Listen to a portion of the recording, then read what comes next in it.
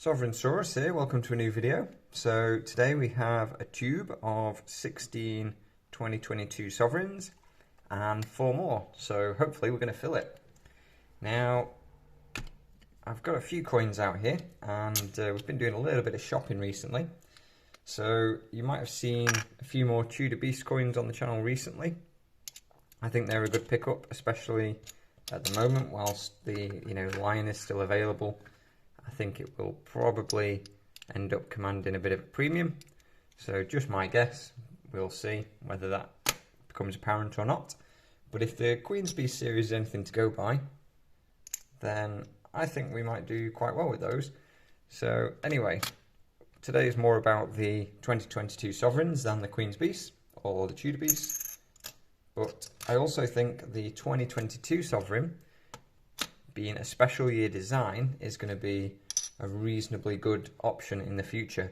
And also, it has been one of the cheaper ways to buy sovereigns from dealers this year. They have been offering the 2022 at pretty good premiums, to be honest. So sometimes cheaper than best value. Now, I'll just show you one of these compared to an older sovereign. So this is a Gillick sovereign on the left from Elizabeth's first portrait. So it does look very dark, obviously the 2022. It looks kind of coppery. Now, I think personally this colour looks a lot better, actual gold colour.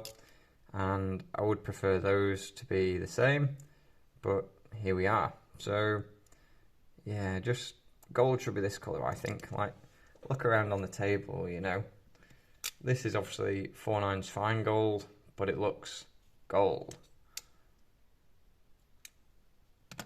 These are both 22 karat gold, but one looks gold, one doesn't. So I think personally, we should go back to the old colour, but maybe we won't.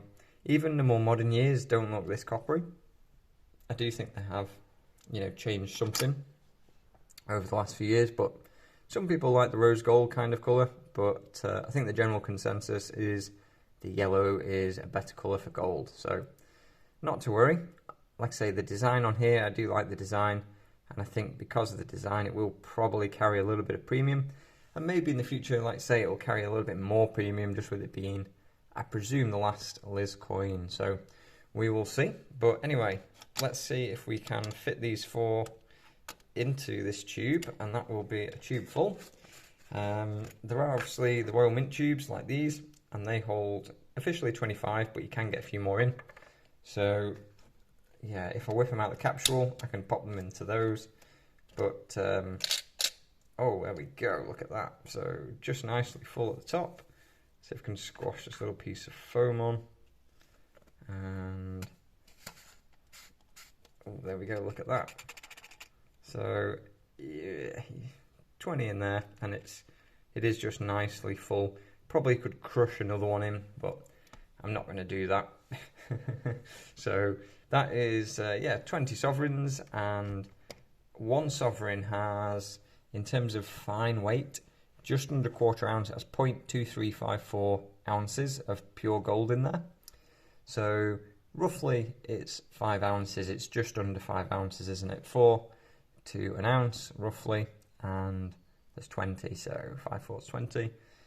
It's just under the 5 ounce mark. Now it is quite bulky in there, like compared to say 5 of these coins. That is only 3, but I haven't got everything here today. I only have a couple of coins ready to drop off to the vault. But yeah, you could have your couple more of those. That would be 5 ounces, and it would be about equivalent. But the sovereign, it's a good size. Everyone can afford them, being, like I say, 1/4 ounce kind of price point. And some people think that with buying that kind of size, it's easier to sell. And maybe. I personally think 1 ounce is, an easy size to sell as well. And it depends how much money you want. With a 1 ounce coin, like, okay, this one carries a bit of a premium, but you can barely get by, a month's living expenses for most, average people. Obviously, there's economies of scale if you're a couple living together, or if you're doing things a certain way to, make life a bit cheaper. But there are, not many things you do with one sovereign. You could buy maybe a tank of fuel and a week's shopping for yourself and perhaps a small family. But yeah, it does give you the flexibility. You could always sell 4 of those to 1 of those. But yeah, it does get to the point where if you go into smaller coins, then you're going to have to make quite a lot of sales just to really do anything with the money, especially the way prices are going. Like anyone who can live on 1 of those in the UK per month would be doing incredibly well, more 1 per week, and that would be, that would be really cutting it fine. I know plenty of countries you could live on 1 sovereign's worth of gold per week if you were per month if you were selling, cashing in. And interestingly, actually, when I first bought gold in 2018, it did cost around about £900, 900 and change, but less than 1,000 to buy a 1 ounce gold coin. And these were even a little bit cheaper when they were released. But for that £1,000, you could comfortably live a normal sort of typical life. But since then, obviously, with inflation, everything's gone up. Rents, bills, everything basically has risen. So you are still able to just about get by. So interestingly, if you had put your money into gold those 5 years ago, you would actually be about right. Gold would have done its job. So unfortunately, silver hasn't quite performed as well. When you look back at the charts, the last 10 years particularly have been pretty rough. If you look in dollars, they've been very rough. Silver's had a bit of a bid recently, so it has come up a little bit. But yeah, I'm certainly more happy to be putting money into gold. I do still like silver. I do still buy some silver. I haven't got it here, but I did get the Tudor Yale recently. And yeah, at the right price, I will still buy silver as well.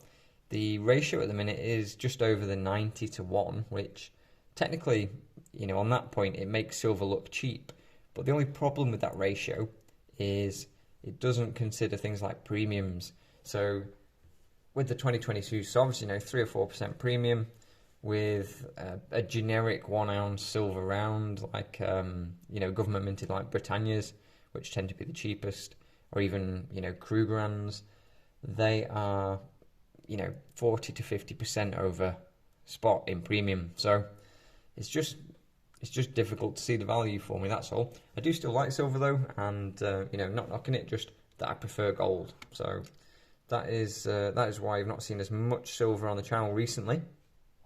And let me know, what do you think? Would you be picking up these new sovereigns, or do you just like the old sovereigns better? Can you not stand the colour? Which, if you're in that boat, fair enough. Or would you rather be picking up quarter ounces like the Tudor Lions at the moment? So they are slightly more expensive. You'll pay just over £400 for these, whereas you'd be paying like 360 for sovereigns perhaps.